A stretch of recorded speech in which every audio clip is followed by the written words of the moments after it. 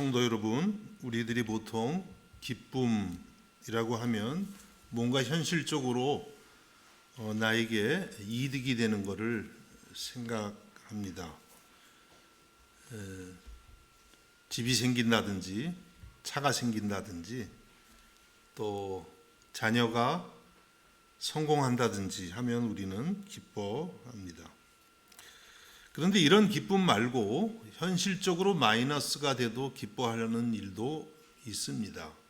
여러분 삶에 현실적으로 좀 마이너스가 되는 것 같아도 기쁜 일이 있죠. 예를 들면 부모가 자녀를 위해서 수고하는 것, 부모님들이 그런 이야기 하는 거 들어봤습니다. 유학생 아들을 오스트리아 보내면서 내가 너에게 붙여준 모든 돈을 목록에 다 써놨다. 너 장가 가기 전에 다 받아야 되겠다. 이런 진짜 같이 얘기하시더라고요. 진짜 아니죠. 괜히 그냥 하는 이야기시지. 부모가 자식을 위해서 수고할 때 힘들지만 기쁜 것이죠. 뭐 이런 일들이 많이 있을 것 같아요. 여러분들에게도 그렇지만 저도 존경하는 이런 목사님들이 저에게 계세요. 몇 분이 계시는데 그런 분들을 참 제가 존경합니다. 사랑합니다. 그래서 기회만 된다면 아무런 대가 없이 그런 분들을 위해서 일할 수 있으면 좋겠다. 이런 생각도 가끔 해봅니다. 이런 비유가 얼마나 도움이 되실지 모르겠지만 오늘 본문을 보면 초대교회에 예수님의 제자들이 이런 기쁨을 아는 사람들입니다. 고난받고 매맞고 손해보는데 기뻐하는 그런 사람들이었습니다. 오늘 본문 5장 41절을 읽어보겠습니다. 사도들은 그 이름을 위하여 능욕받는 일에 합당한 자로 여기심을 기뻐하면서 공회 앞을 떠나니라. 사도들은, 그러니까 예수님의 제자들은 그 이름을 위하여, 누구의 이름입니까? 예수님의 이름을 위하여 능욕받는 일, 모욕을 당하고 매를 맞고 조롱을 당하고 이런 일에 합당한 자로 여기심을 기뻐하면서 그런 일에 자격이 되었다. 이것을 기뻐하면서 공회 앞을 떠났다고 했습니다. 능욕받는 것하고 기뻐한다는 것, 어떻게 두 문장이 어울립니까? 전혀 안 어울리죠. 능욕을 받는다, 기뻐한다. 동시에 일어나기가 어려운 것 같지만 주님 안에서는 이런 일이 가능하다고 하는 것입니다. 여러분, 우리들에게 오늘 이 말씀이 얼마나 도전이 되는지 몰라요. 초대교회 제자들이 예수님의 이름을 위해서 능욕을 받는 일에 합당한 자로 여기심을 받는 것을 기뻐했다. 우리는 어떻게 하고 있나요? 예수님의 이름을 위해서 능욕을 받을 때 기뻐할 수 있을까요? 기뻐할 수 있기를 주님의 이름으로 축복합니다. 오늘 배경을 한번 살펴봅니다. 초대교회는 지난주에도 말씀드린 것처럼 계속해서 급성장해 갔습니다. 근데 교회가 성장할수록 또 뭐가 더 일어났습니까? 외부에서 오는 박해도 더 거세져 갔습니다. 결국에는 사도행전 5장을 보면 사도들이 감옥에 가게 되었습니다. 감옥에 갇히고 말았습니다. 그런데 이제 5장 앞의 내용을 보면 한밤중에 천사가 나타나서 옥문을 열어줍니다. 그리고 사도들에게 이제 성전에 가서 거기에서 많은 백성들에게 예수 그리스도의 생명의 말씀을 전하라고 그렇게 명령을 합니다. 그래서 이제 사도들은 기적적으로 풀려나서 성전에 가서 이른 아침부터 주님의 복음을 전하고 있습니다. 유대의 공회, 그러니까 유대교회의 최고 기관이라고 할 수 있죠.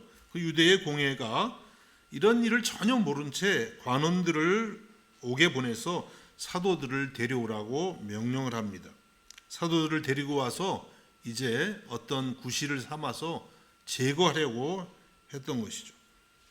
그래서 이제 관원들이 감옥에 갔는데 가보니까 아무도 없어요. 옥문은 닫혀 있습니다. 또 거기 지키는 보초들도 그대로 있습니다. 그런데 그 옥에는 아무 사람도 없었던 거예요. 놀라운 기적이죠. 이 정도 기적을 보면 믿지 않는 사람들도 야, 이럴 수가 있을까? 어떻게 이렇게 옥문이 닫혀 있고 보초들도 있는데 이 예수님의 제자들이 여기서 풀려났을까? 정말 하나님의 기적이구나, 이렇게 생각해 볼 수 있겠는데 그 당시에 공회원들은 그렇게 생각하지를 못했습니다. 어떻게 해서든지 사도들을 제거하려고 했습니다. 그때에 가말리엘이라는 유명한 율법 교사가 그들 가운데 서서 다음과 같은 그런 제안을 합니다. 가말리엘, 이름을 여러분이 좀 기억하실 필요가 있습니다. 사도 바울의 스승이기도 하죠. 바울이 예수 믿기 전에 그 당시에 최고의 율법학자였던 이 가말리엘 문화에서 공부를 했었습니다. 가말리엘이 과거의 이야기를 예를 듭니다. 드다라는 인물하고 또 갈릴리 유다라는 인물이 있는데 이 드다와 유다가 사람들을 많이 모았어요. 유대교 이단을 만들었는지 아니면 반체제 어떤 운동을 했는지 다 알 수는 없지만 이 두 사람이 이런 사람들을 모았는데 나름 그 당시 사회에서 좀 위협적이 되었는 모양입니다. 그런데 얼마 못 가서 이 두 모임이 다 그냥 흩어지고 말았던 거예요. 그러면서 가말리엘이 사도들의 경우에 대해서 이와 같이 제안을 합니다. 5장 38절과 39절에 보니까 이제 내가 너희에게 말하노니 이 사람들을 상관하지 말고 버려두라. 이 사상과 이 소행이 사람으로부터 났으면 무너질 것이요 만일 하나님께로부터 났으면 너희가 그들을 무너뜨릴 수 없겠고 도리어 하나님을 대적하는 자가 될까 하노라 하니.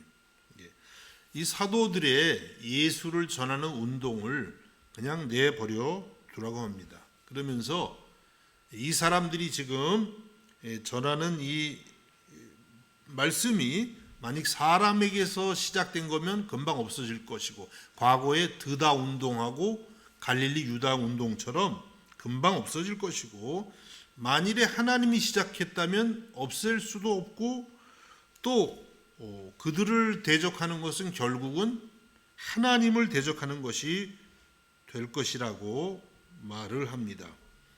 이 가말리엘이 예수님을 믿는 사람은 아니었지만 상당히 지혜가 있고 나름 신앙이 있다, 이렇게 우리는 생각해 볼 수가 있어요. 그래서 가말리엘의 말대로 예수 그리스도를 전하는 운동은 지금도 계속되고 있죠. 지금 우리 모여 있잖아요. 그렇죠? 하나님이 시작했기 때문에 없어지지가 않아요. 세상에서는 막 없애려고 합니다. 예수 믿는 사람도 없애려고 그러고 교회도 없애려고 그러고 막 하는데 교회는 계속 늘어나요. 한쪽에서 없어지면 다른 쪽에서 더 커져요. 그래서 인류 역사를 통해서 대체적으로 교회가 줄어든 적이 없어요. 계속 성장하고 더 성장해 가는 줄로 믿습니다. 여러분, 비록 가말리엘이 예수를 믿는 예수님의 제자는 아니었지만 우리가 참 좋은 교훈을 배울 수가 있습니다. 우리가 세상을 살아가노라면 얼마나 세상에 불의한 일이 많은지 모릅니다. 그럼 막 분노도 나고 기질이 좀 뜨거운 분들은 그냥 당장 나가서 뭐 해야 될 것 같고, 여러분 기질은 어때요? 불의를 보고 우리 한국인들은 또 정치에 아주 그 대단한 민족이잖아요. 어때요? 여기 오스트리아 있는 거 답답하신 분들 많죠? 당장 가서 뭐 하고 싶고 조급해지고 또 이단도 많이 생겨요. 그렇죠? 왜 이렇게 이단이 많은지 몰라요. 한국에 전 세계적으로 자기가 재림 예수라고 하는 사람이 제일 많대요. 벌써 오래전에 통계인데 자기가 재림 예수라고 하는 사람이 제가 아주 벌써 한 10년은 된 통계인데 50여 명 된다 그러더라고요. 무슨 예수님이 왜 이렇게 많아요? 한국 사람들이 아주 그냥 이단도 얼마나 많은지. 그런 걸 보면 참 불안하기도 하고 또 뭔가 없애야 되지 않나, 어떻게 해야 되지 않나, 이런 조급함이 들기도 합니다. 그런데 이 가말리엘의 지혜를 들어보면 우리가 너무 지나치게 분노할 필요는 없겠구나 이런 생각을 합니다. 맞는 말 아닙니까? 그렇죠?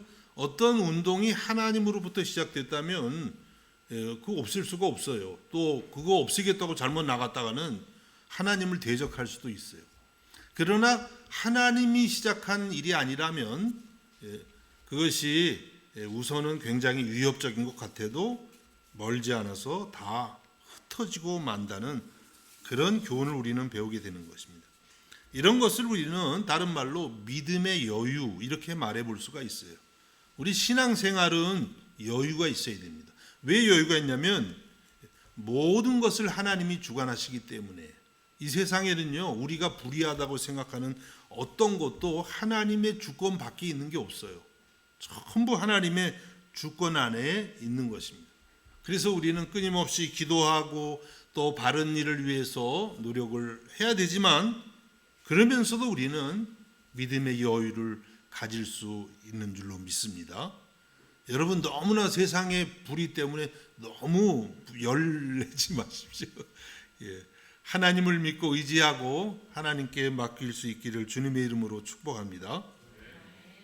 이렇게 가말리엘이 상당히 지혜로운 제안을 해서요 사도들이 풀려나게 됩니다.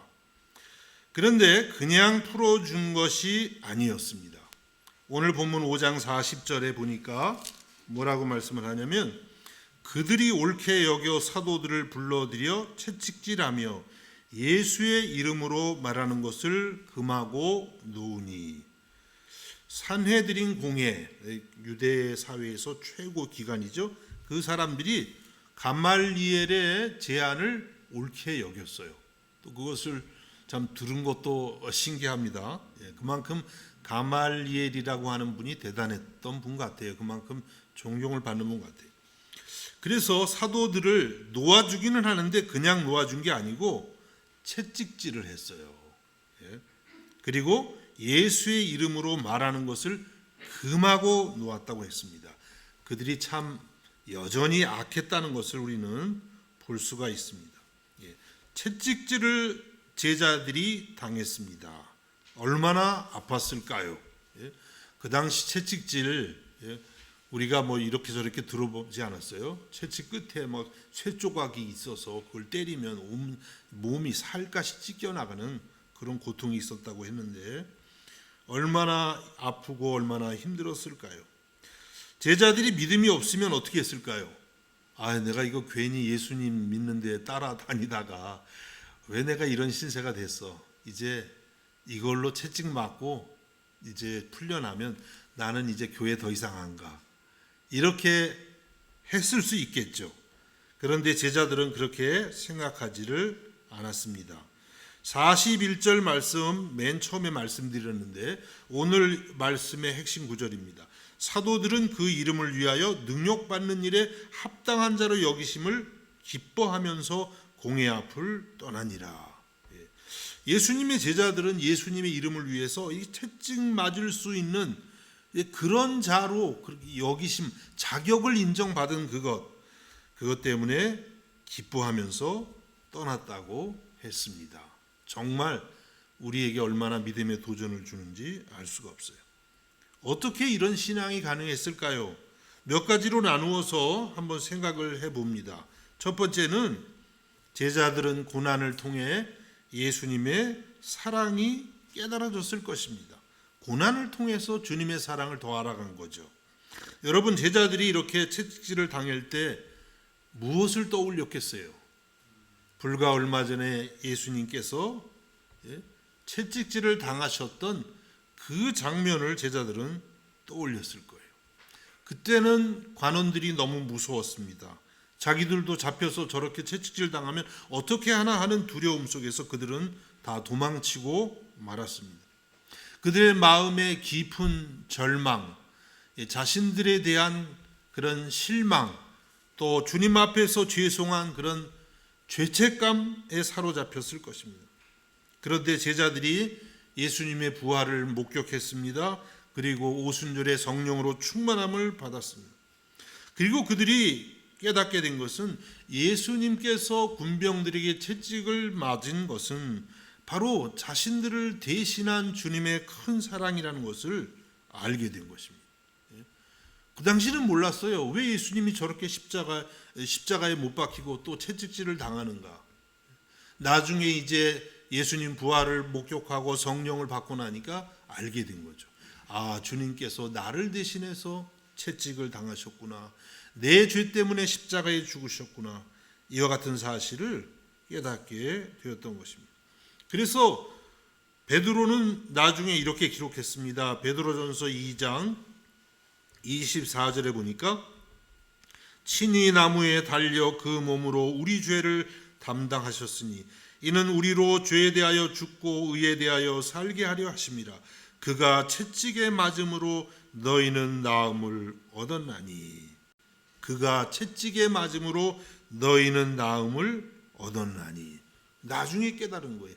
예수님이 채찍에 맞아서 내가 나의 영원한 질병과도 같은 죄와 사망에서 나음을 입었다. 이걸 깨달은 거예요. 얼마나 주님의 은혜에 베드로가 감사를 했겠습니까? 그래서 여기 이제 오늘 이 본문에서는요, 예수님의 제자들이 채찍을 맞을 때 그 주님의 사랑이 경험이 된 거예요. 채찍이 떨어질 때마다 나를 대신해서 채찍질을 당하신 그 주님의 사랑과 희생이 그의 마음속에 깊이 깨닫게 된 거예요. 고난을 통해서 주님의 사랑을 더욱 알아갔기 때문에 그들은 기뻐할 수가 있었던 것입니다. 여러분, 우리들도 제자들의 이와 같은 믿음의 자세를 배워갈 수 있기를 주님의 이름으로 축복합니다. 아주 쉬운 예로 여러분 부엌에서 칼질하다가 이런 남자들도 다 요리하시죠? 손가락을 딱 뱄어요. 무슨 생각이 나요? 아, 재수 없어가지고. 예. 근데 정말 예수가 충만한 사람은 무슨 생각하겠어요? 아, 예수님 얼마나 아프셨을까? 내가 이렇게 살 좀 조금 떨어져도 아픈데 주님이 십자가에 못 박히고 그 6시간 그 십자가에서 나 때문에 그 고통을 당하실 때 얼마나 아프셨을까? 이런 생각이 떠올라야 당연한 거 아니겠습니까? 여러분 다 그렇게 하시죠? 어떻게 하세요? 다치면 그냥 아이고 죄송, 하루 오늘 운수가 이래, 뭐 누구 때문에 뭐. 저도 조금 그럴 때 있는데 그래도 대체적으로는 그러면 안 되죠. 주님은 얼마나 아프셨을까? 막 고통을 통해서 예수님 사랑을 경험하는 거예요. 그게 기쁜 거예요. 그렇죠? 몸에 병이 났습니다. 그러면 우리가 병을 고쳐달라고 하기 전에 주님이 나를 위해서, 나를 낫게 하기 위해서 채찍을 맞으셨을 때 그 아픔은 얼마나 아프셨을까? 내가 이렇게 조금 아픈데 이거 가지고도 이렇게 힘든데 예수님은 얼마나 아프셨을까? 누가 우리를 멸시합니다, 무시합니다. 그러면 분노하기보다는 뭘 생각해야 되겠어요? 예수님이 하나님의 아들이신데 이 땅에 오셔서 십자가에 달려서 조롱을 받으신 그 주님을 생각을 해야 되는 것입니다. 예수님이 하나님의 아들인데 얼마나 조롱을 받으셨어요. 여러분 외국 살면 조롱 많이 받으시죠? 다들 몇 번씩 경험해 보시죠. 아유, 저도 그냥 그 조롱 받으면 이렇게 화가 나는지 참 이 말씀 전하면서 참 네 자신을 알라 하나님이 말씀하시는 것 같아요. 그러면 안 됩니다. 그렇죠? 조롱을 받을 때 주님이 떠올라야 돼요.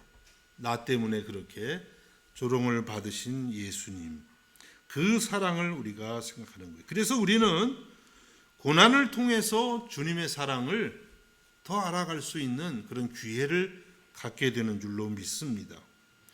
앞에 말씀드린 건 우리가 수동적으로 당하는 고난이라면 우리가 주를 위해서 능동적으로 당하는 고난도 얼마든지 있습니다. 예수님의 복음을 전하다가 주님의 말씀대로 살다가 고난을 당할 때가 많이 있는 것입니다. 그런데 여러분, 그때야말로 예수님이 여러분과 함께 하시는 시간인 줄로 믿습니다. 여러분이 주를 위해서 고난당할 때 여러분 심령 속에 그런 음성이 들릴 거예요. 고맙다. 네가 나를 위해서 그렇게 고난을 받아주니까 너무 고맙다. 여러분 그런 음성 들어보셨어요? 그런 음성이 들릴 때 우리의 마음이 얼마나 기쁘겠어요. 그것은요, 어떤 세상의 위로하고도 바꿀 수 없는 그런 위로가 되는 것입니다. 사도행전 7장을 보면 스데반이 순교할 때에 이런 고백을 했습니다.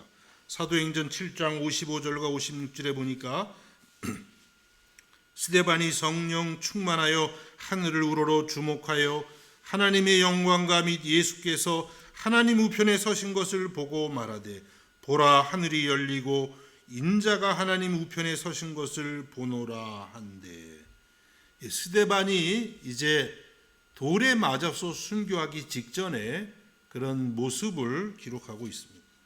그때 스데반이 성령이 충만해서 하늘을 바라보는데 거기에 하나님의 영광이 보입니다. 예수님이 하나님 우편에 서신 것을 보았습니다. 그러니까 스데반이 고난의 현장에 있을 때 예수님은요, 스데반에게 자기를 나타내시는 거예요. 얼마나 스데반을 기뻐하시는지 주님이 자신을 나타내신 것입니다.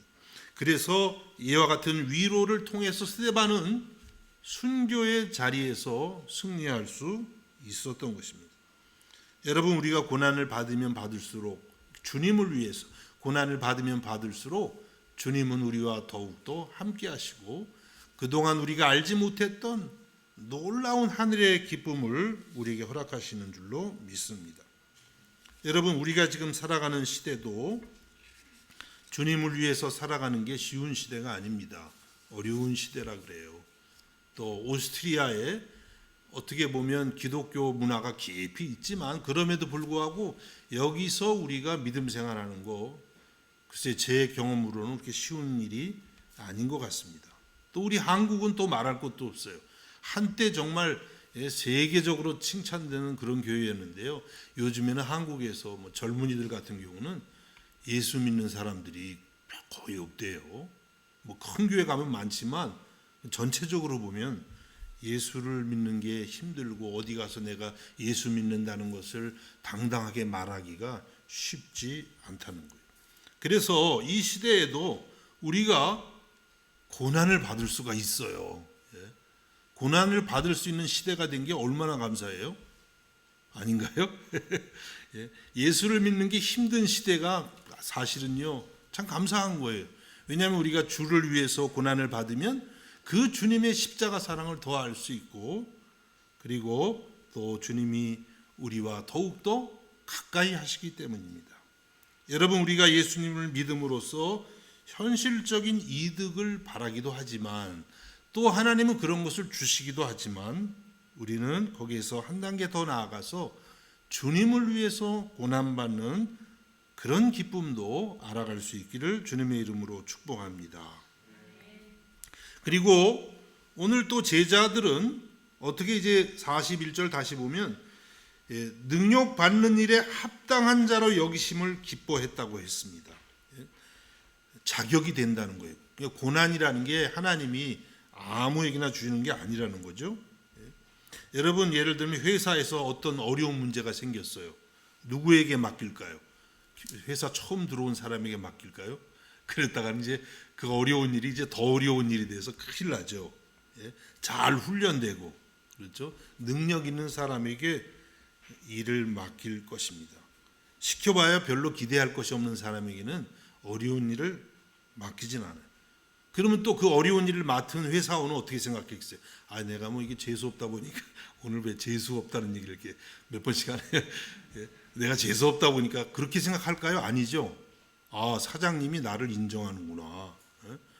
내가 이런 자격이 되니까 이런 걸 시켰구나 하고 열심히 하려고 그러겠죠. 여러분, 고난도 똑같습니다. 하나님이 아무에게나 고난을 주시는 게 아니에요. 그러니까 너무 걱정 마세요. 아무에게나 나는 고난 받는 거 싫어 그래서 나는 그냥 어떻게든지 그냥 대충 편안하게 믿을래. 그런 분에게는 이렇게 고난 안 올 거예요. 걱정 안 하셔도. 자격이 돼야 받는 거예요. 이 고난을 자격이 돼야. 그렇죠? 여러분, 우리가 잘 아는 구약에 욥이라고 하는 인물이 있죠. 욥이 굉장한 고난을 받지 않았습니까? 근데 어떻게 받았어요? 보통 사람이 아니에요. 자격이 된 사람입니다. 그래서 욥기 1장 8절에 보면 이런 말씀이 있어요. 여호와께서 사탄에게 이르시되 내가 내 종 욥을 주의하여 보았느냐.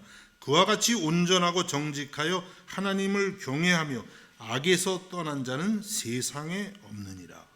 욥이 고난을 엄청나게 받았는데 욥이요 세상에서 하나님을 가장 사랑하는 사람이라는 거예요.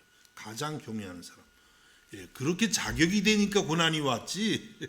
그래서 혹시 여러분 주를 위해서 수고하는데 고난이 오고 하면요 기뻐하시기를 바랍니다. 내가 이런 자격이 됐네, 하나님이 맡기셨네, 이렇게 생각해야지 그것도 원망하고 그러면 안 되는 거예요.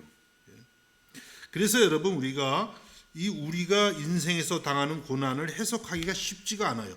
또 다른 사람의 고난도 이게 함부로 해석을 하면 안 됩니다. 지난 주일에 아나니와 삽비라는 명백하죠. 자기들 죄 때문에 거짓말을 크게 하다가 죽었어요. 이건 이제 명백한데 오늘 여기 사도들이 채찍질 맞은 거 잘못하면 어떻게 생각해요? 사도들이 좀 못되게 하다가 저렇게 가서 채찍질 맞았네, 이렇게 해석하면 안 되잖아요. 이건 정말 그야말로 주님을 위해서 주님의 이름 때문에 고난을 받은 거 아닙니까? 그래서요 고난도 참 해석을 잘해야 돼요. 함부로 또 해서도 안 되고. 그러나 우리 개개인은 그 대체적으로 알죠. 내가 지금 뭐 때문에, 내 죄 때문에 고난 받는지 주님 때문에 고난 받는지 다 알죠. 여러분 우리는 죄로 인한 고난이 아니라 주님으로 인한 고난을 받을 수 있기를 간절히 바랍니다. 사실 또 여러분들은 어떤 면에서 날마다 고난을 받고 있어요. 좀 위로를 드려야죠. 너무 또 고난 안 받는다 그러면 곤란하니까. 고난을 받고 있습니다. 예를 들면 오늘 이렇게 코로나 기간에도 마스크를 쓰고 예배 드리는 거 여러분 고난 받는 거 아니에요? 교회 안 나왔으면 지금 이 시간 마스크 쓸 일은 뭐가 있어? 이게 날씨 좋은데 어디 놀러 가서 자연의 아주 향기로운 공기를 실컷 마시면서 그러고 지낼 텐데, 목사님 설교 오늘도 길기는 또 왜 이렇게 긴지, 날씨는 좋은데 지금 막 햇빛은 쬐고 고난이죠. 또 뭐 이렇게 나왔다가 혹시라도 코로나 걸리면 어떻게 해요, 그렇죠? 근데도 나오셨잖아요. 위험이 있잖아요, 분명히, 그렇죠? 그래도 나오신 게 고난 받는 것입니다. 주를 위해서 고난을 받는 거예요. 바쁜 한 주간을 보내고 하루를 푹 쉬고 싶은데 왠지 이렇게 주님의 날은 빨리 오는지 그래서 나오는 것도 주를 위한 고난이라고 믿습니다. 나와서 또 내 시간 들여요, 물질 들여요, 봉사합니다. 그리고 또 그것 때문에 욕도 먹습니다. 얼마나 여러분이 고난을 많이 받는 것입니다. 예수님을 믿는 것 때문에 사회생활할 때 옛날 성질 같아가지고는 정말 한바탕 하고 싶은데 아이고 참느라고 그냥 화병이 생기고 치아가 막 흔들리고 소화가 안 되고 그냥 그런 분들 많죠.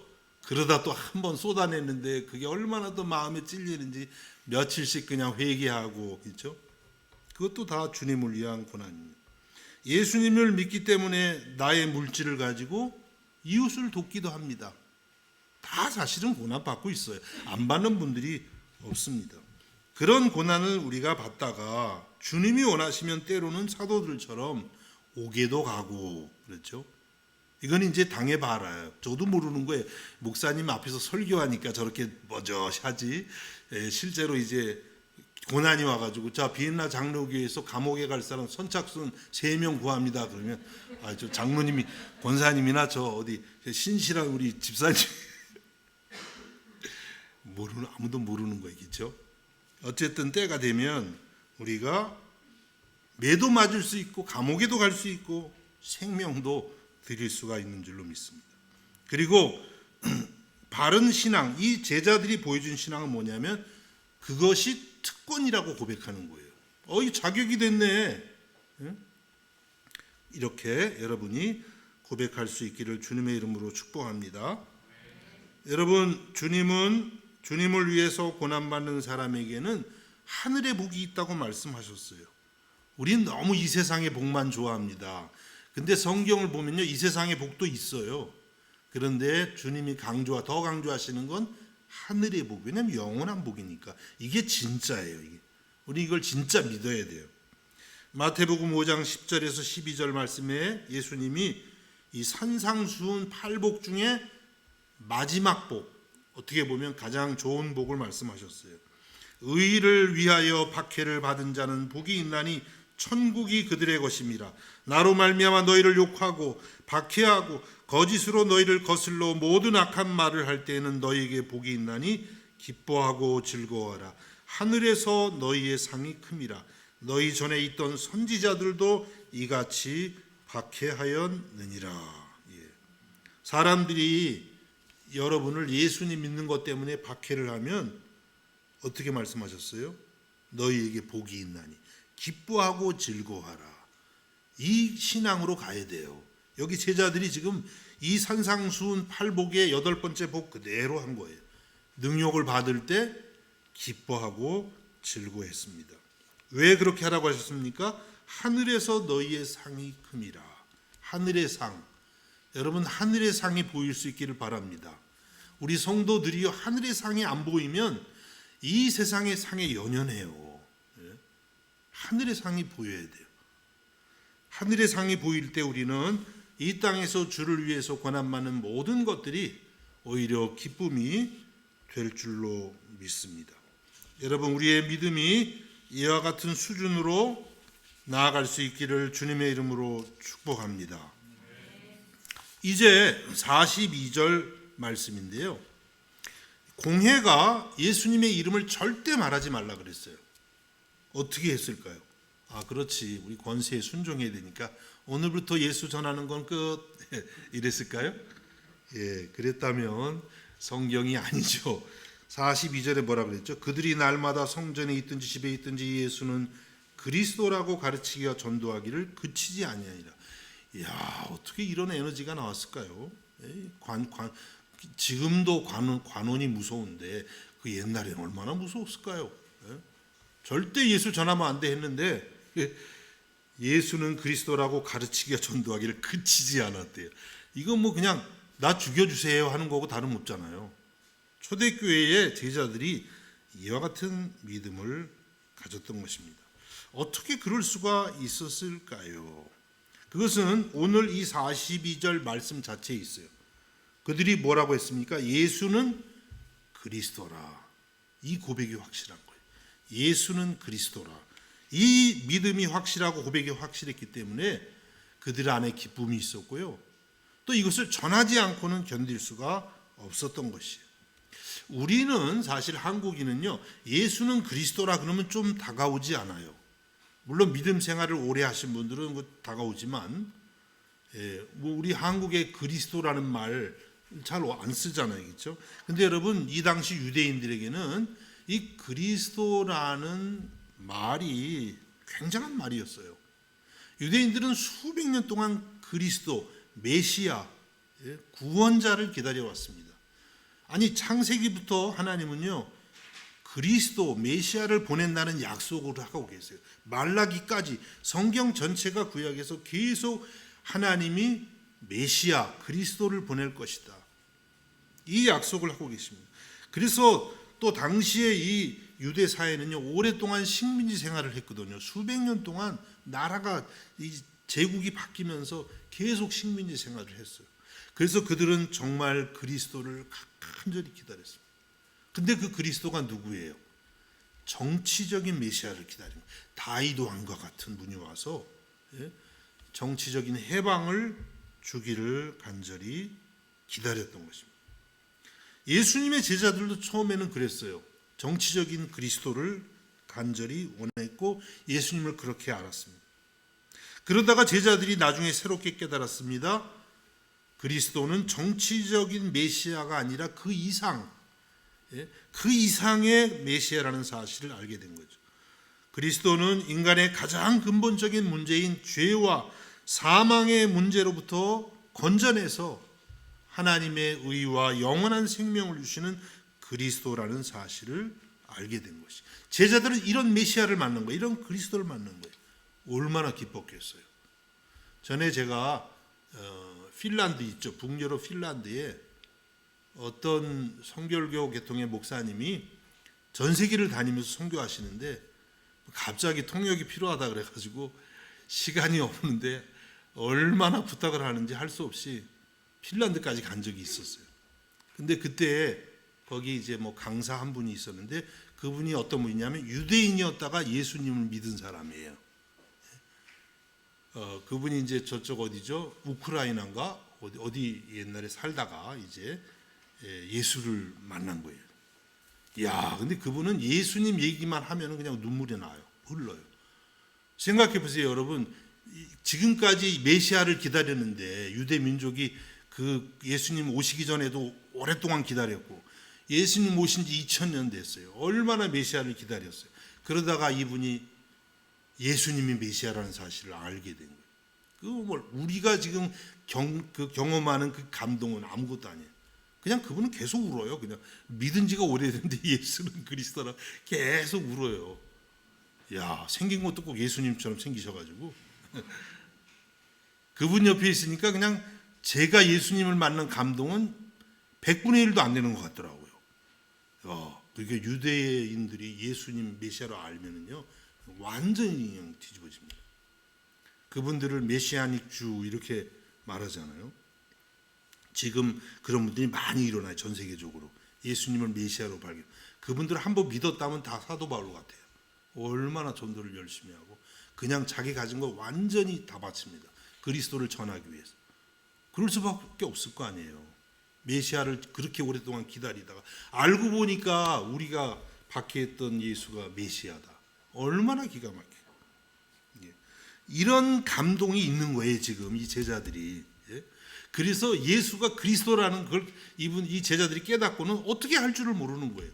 전하지 않고는 견딜 수가 없는 거예요. 그래서 어떻게 했어요? 예수는 그리스도라. 뭐 너무너무 감격스러우니까 이걸 붙들고 있을 수가 없는 거예요. 그렇게 해서 그들은 그 기쁨 가운데 이 그리스도의 복음을 증거하게 되었던 것입니다. 여러분, 우리들도 이러한 기쁨을 알 수 있기를 원합니다. 다시 유대인이 좀 돼야 되나요? 예, 그렇지는 않지만은 여러분들이 다 주님을 갈망하는 마음이 있잖아요. 영원한 생명을 원하고 천국을 원하고, 그렇죠? 어떤 분들은 죄 사함을 원하고 어떤 분들은 인생의 영원한 그 어떤 가치를 원하고, 그렇죠? 다 갈구하는 게 있어요. 어떤 분들은 그냥 진리에 목말라 있어요. 그 모든 필요를 만나 주시는 분이 그리스도예요. 저 같은 경우는 영생을 그렇게 원했어요.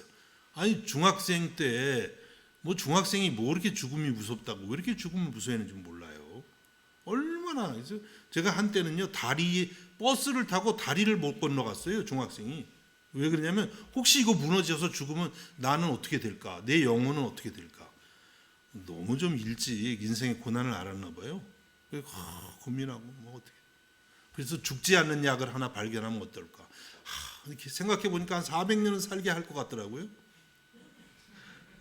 좋겠죠. 예. 근데 400년 살면 뭐해? 또 죽을 걸. 내 영혼은 어떻게 되나? 이 영혼에 대한 고통이 너무 많았어요. 그러다가 예수님을 보니까 하나님이 세상을 이처럼 사랑하사 독생자를 주셨으니 이는 그를 믿는 자마다 멸망하지 않고 영생을 얻게 하려 하십니다. 제가 여기서 완전히 깨졌습니다. 아, 예수 안에 영생이 있구나. 그분이 나의 구주구나. 이분이 나의 그리스도구나.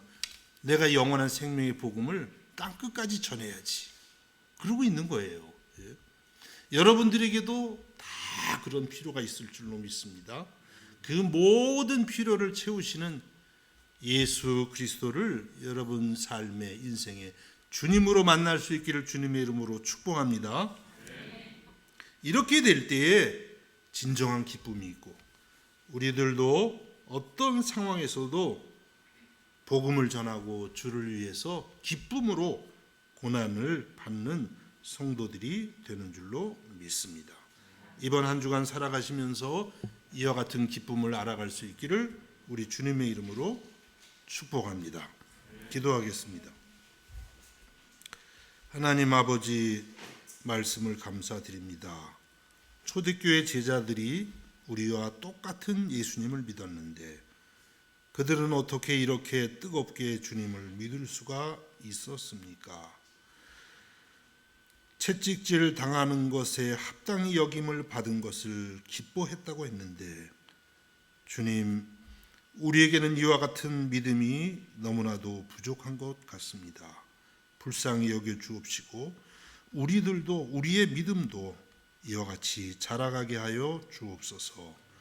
예수님의 이름으로 기도하옵나이다. 아멘.